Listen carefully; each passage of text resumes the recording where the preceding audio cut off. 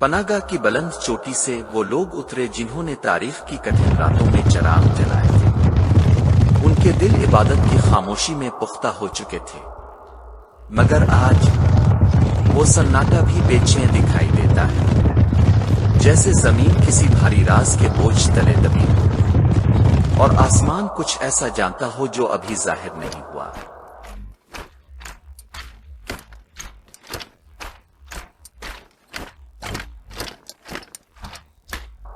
تباہ شدہ قوموں کے سائے دوبارہ جاگ اٹھے تھے، وہ مخلوقات جنہیں نہ قرآن نے جھٹلایا اور نہ تاریخ نے، اور اب دائرے خاموشی سے سانس لے رہے تھے، گویا وقت اپنی آخری گھڑی کی طرف بڑھ رہا ہو۔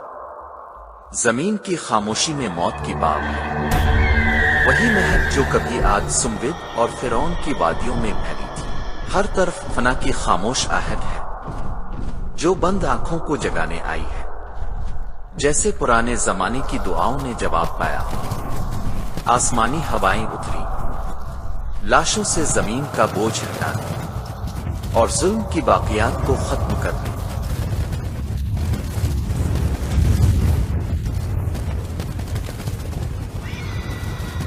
پھر جب وہ واپس لوٹے، زمین پر سکون چھوڑ گئی، اور ایک مقدس نشان، ایک تمبی، ایک گواہی، ظلم کا دور ختم ہوا، جیسے زمین نے سجدے کی حالت اختیار کر لی اور انسانوں کے دل اللہ کی طرف متوجہ ہونے لگے ہوں۔ دشمنی، بغض، حسد، سب کچھ جیسے بہا لے گئی ہو وہ ہوائیں۔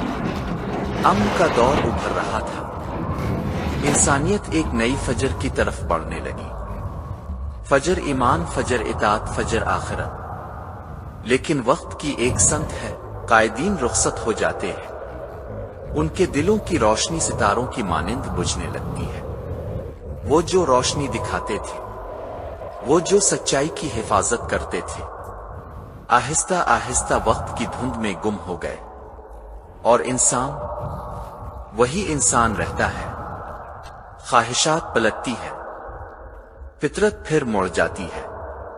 قبلہ جو کبھی ایمان کا مرکز تھا، اب ایسے ہاتھوں میں ہے جو نہ حرمت جانتے ہیں نہ امانت۔ نشانیاں ابھر رہی ہیں، وہی جو محمد نے بتائے۔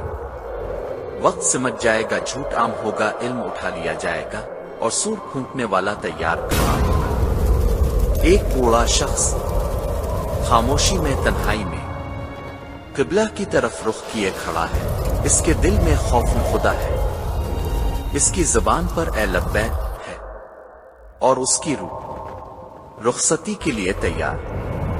دور ایک سرزمین میں آگ نمودار ہوتی ہے، ایک ایسی آگ جس میں دنیا کی خواہشات ناچ رہی ہیں، اور انسان جیسے شعلے کی طرف کھینچے جا رہے ہیں، پروانوں کی طرح جو اپنے انجام کی طرف لپکتے ہیں۔ سور کا مالک حکم کا منتظر ہے، سور کا رب انسانیت کے حساب کے لیے تیار ہے، اور وہ بوڑھا شخص، اس کی سانس کے ساتھ ایک خوشبو بلند ہوتی ہے، جنت کی طرف، اپنے رب کی طرف۔